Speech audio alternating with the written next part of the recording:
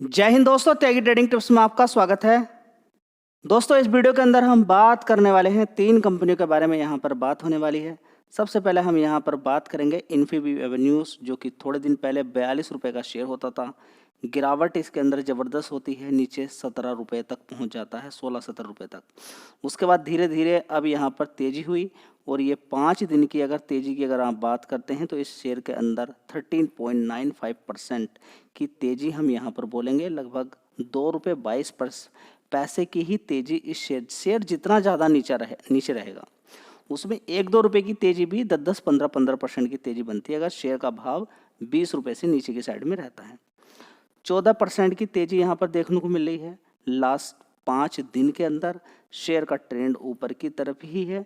अब क्या आने वाले टाइम में कितना भागेगा कितना नहीं भागेगा वो समय ही बताएगा, लेकिन अपने हाई से ज़बरदस्त इस शेयर के अंदर गिरावट अपने हाई से हुई थी।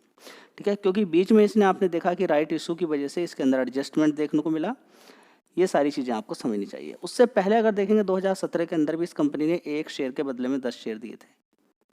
ठीक है, उसके बाद बोनस भी दिया इस कंपनी ने। ठीक है, तो सारे एडजस्टमेंट के बाद अगर हम देखें तो 1 शेयर के 40 शेयर कर दिए और उसके बाद ये अगर ये 42 रुपये पहुँचता है तो बहुत सारे लोग प्रॉफिट बुक करेंगे।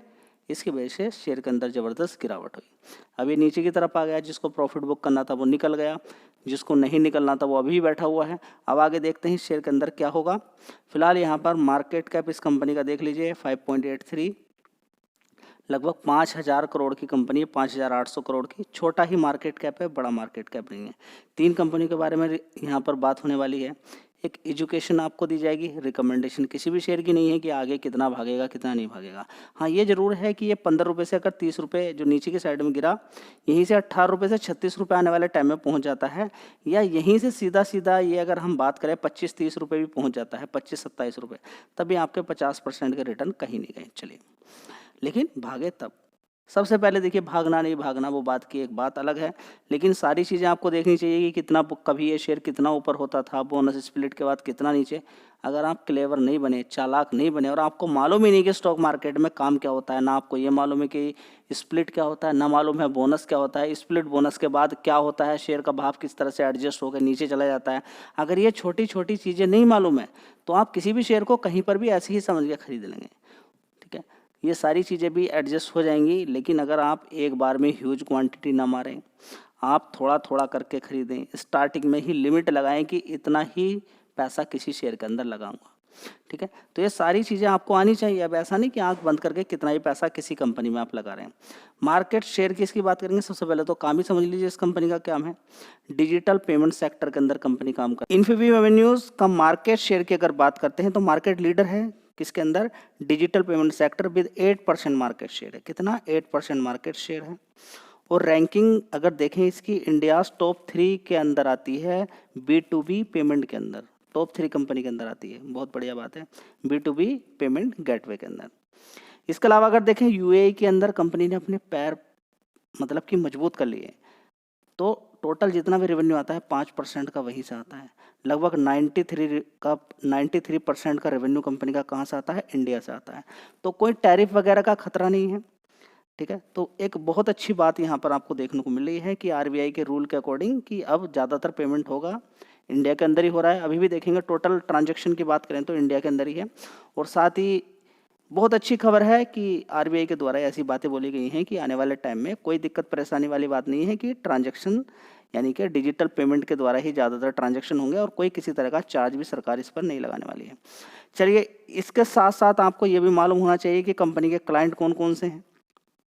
ठीक है, तो सबसे पहले तो आप ये समझें कि कंपनी के क्लाइंट कौन कौन से हैं। कंपनी के क्लाइंट की बात करें, इंडिको, विस्तारा, ताज, ओबरॉय, ITC, मेक माई ट्रिप की बात करें, यात्रा, HUL, बिसलरी, जियो, एयरटेल, मिंत्रा, इसके अलावा फर्स्ट क्राई, पोदार एजुकेशन, इसके अलावा बुर्ज खलीफा को भी सर्विस प्रोवाइड करती है। इसके अलावा और भी बहुत सारी कंपनियां हैं जिनको ये सर्विस प्रोवाइड करती है। ठीक है, तो बढ़िया खबर देखने को आपको मिल रही है। चलिए, तो जब भी कोई अच्छी कंपनी आपको मिल जाए, जब भी कोई अच्छी कंपनी आपको मिल जाए और आपको लगेगा कि ये भागेगी नहीं भागेगी, क्या होगा क्या नहीं होगा, तो देख लीजिए RVNL का 5 साल का चार्ट पैटर्न देख लीजिए। 20, 22, 23 रुपये के आसपास रहता है, वहाँ से तेजी तेजी तेजी करते हुए 650 रुपये तक लगभग पहुँच जाता है।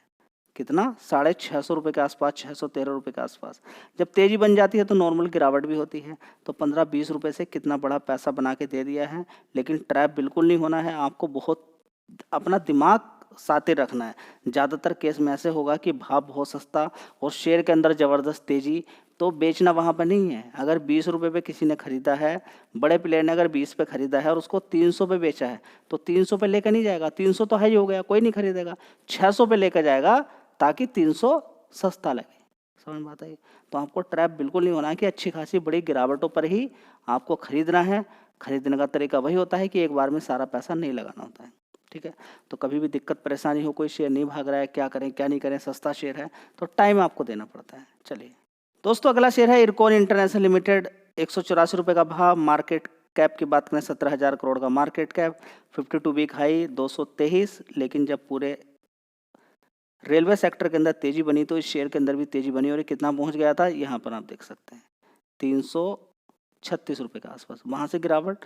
आप 336 पे जो खरीदेंगे, हाई पे खरीदेंगे, उनको दिक्कत परेशानी होगी। अभी नीचे गिरते गिरते कितना पहुंच गया था देखेंगे इस शेयर को, नीचे पहुंच गया था 134 रुपये।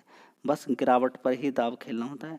तो बीच बीच में गिरावट तेज़ी चलती रहती है। तो अभी भी देखिए 1 महीने के अंदर अच्छी खासी तेज़ी दिखा के नीचे की साइड में गिरावट हुई थी 169 और आज की डेट में 184 रुपये के आसपास है। तो गिरावट पर ही खरीदना। अब जो तेज़ी बनी है उसके पीछे का कारण है क्या कि कंपनी के अंदर, रेलवे के अंदर ग्रीन सिग्नल मिला है। आगे बड़े बड़े प्रोजेक्ट आने वाले हैं जो कि कैबिनेट ने अप्रूव भी किए हैं। चलिए दोस्तों, अगली कंपनी है एथर एनर्जी लिमिटेड। तो ओला के साथ इसका कंपटीशन चल रहा है। टॉप 3 के अंदर आती थी ओला। पहले नंबर पे टीवीएस थी, दूसरे पे बजाज, तीसरे पे ओला आती थी। ओला को पीछे करके अपना पहुंच गई है एथर एनर्जी। ठीक है, लगातार इसका तीनों कंपनियां मार्केट कैप खा गई हैं। इतना मार्केट कैप खा लिया 50% से आज की डेट में 13% पहुंच चुका है किसका, ओला का। लेकिन ये आपको समझना जरूरी है कि ओला ने एक बड़ा बढ़िया काम भी करा है। अभी तक कोई दूसरी ऑटो सेक्टर वाली कंपनी ये काम नहीं कर पाई है। क्या कि कंपनी ने फेराइट मोटर, मतलब कि उसमें जो इलेक्ट्रिक व्हीकल के अंदर मोटर लगती है उसके अंदर रेयर अर्थ्स का इस्तेमाल किया जाता है। ठीक है, लेकिन अभी कंपनी ने जो बना के तैयार की है, ओला की बात कर रहा हूँ मैं, ओला ने कौन सी मोटर बना के तैयार की है जो रेयर अर्थ्स फ्री है। ठीक है, अब इससे क्या होगा, ये सस्ते दाम पर, सस्ता दाम मतलब मार्जिन कम पड़ेगा, बढ़िया, और दूसरी कंपनी को भी बेच सकती है आने वाले टाइम में। साथ में बैटरी का भी अपना इन हाउस खुद का प्रोडक्शन करना शुरू कर दिया है।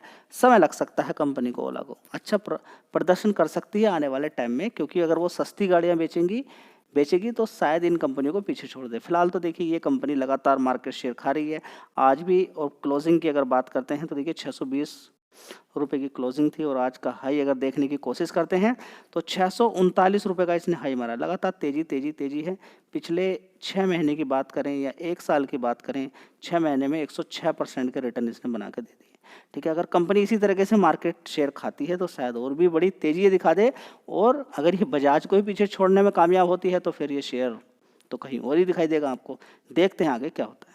तो अगला शेयर है मदरसन सुमी वायरिंग। अभी 40 रुपये से 50 रुपये इसने मारा है। कितना मारा है? 40 रुपये से 50 रुपये। बड़े शानदार तरीके से इसने मारा और बढ़िया पैसा इसने बना कर भी यहाँ पर दिया था, देख सकते हैं 50 रुपये। अभी बीच में गिरावट है और ये नीचे से लगभग 45 रुपये के आसपास ये पहुँच गया था। अभी नीचे की साइड में 45 रुपये 44 पैसे। अब देखते हैं कि फिर दोबारा से 50 रुपये कब तक जाता है। याद रखिएगा, जो भी शेयर बताए जा रहे हैं रिकमेंडेशन किसी की नहीं है, यहाँ पर सिर्फ नॉलेज पर्पज़ से ही आपको शेयर बताए जाते हैं।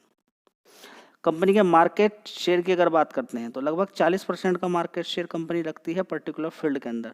तो कंपनी के अंदर दम है, साथ ही मार्केट कैप 20,000 करोड़ का मार्केट कैप है। देखते हैं आगे कब तक ये अच्छी परफॉर्मेंस और दिखा पाती है। दोस्तों, अगली कंपनी हुई गुजरात मिनरल्स। देखिए, रेयर अर्थ्स की बात करें तो लगभग 90% तो वो ही कब्जा करके बैठा हुआ है। प्रोडक्शन की अगर बात करते हैं, सेमीकंडक्टर चिप या जो भी चीज़ें बनती है रेयर अर्थ्स से, वो सारी ज़्यादातर रेयर अर्थ्स चिप से लेकर सारी चीज़ें कौन प्रोवाइड करता है। अभी देखिए, मोटर हम कहाँ से लेते थे? किससे? चाइना से। तो अगर प्रोडक्शन की बात करें या फिर माइनिंग की बात करें तो 70-80% से भी ज़्यादा वही करता है चाइना। ठीक है, अब इंडिया के अंदर भी कुछ ऐसी कंपनियां हैं जो रेयर अर्थ्स माइनिंग करना शुरू कर दिया है। तो देख सकते हैं उसका रिजल्ट आपके सामने है। 5 साल के अंदर ये शेयर 1193% के रिटर्न बना के दे चुका है और मैक्सिमम ये शेयर 10,862% के रिटर्न बना के दे चुका है। ठीक है, तो गिरावट पे ही खरीदना होता है, वैसा नहीं कि कंपनी लगातार भागते ही चली जाएगी। सारी चीज़ें आपको देखनी चाहिए। हाँ, फ्यूचर बढ़िया है, शानदार है, लेकिन उसके हिसाब से कंपनी ने पैसा भी अच्छा बना के दे दिया है। तो गिरावटें होती रहेंगी, आपको जल्दीबाजी नहीं करनी है। काम बढ़िया है, लेकिन शेयर का भाव अच्छी खासी गिरावट पे जाना चाहिए। धन्यवाद।